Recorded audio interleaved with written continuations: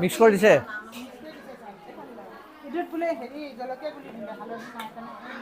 কি হালধি আছে নহয় গোটেই জলকীয়া কৰি দিলে হালধি জলকীয়া গুড়ি নালাগে এইটো হালধিয়ে দিব লাগে কি আপোনালোকে ভালকৈ শিকা নাই কোনে কৰিছে বদমাচি কামটো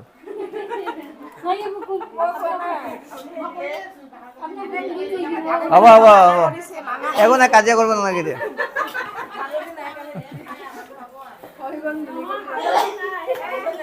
বদমাচি কামটো আপোনালোক দুটাই কৰিছে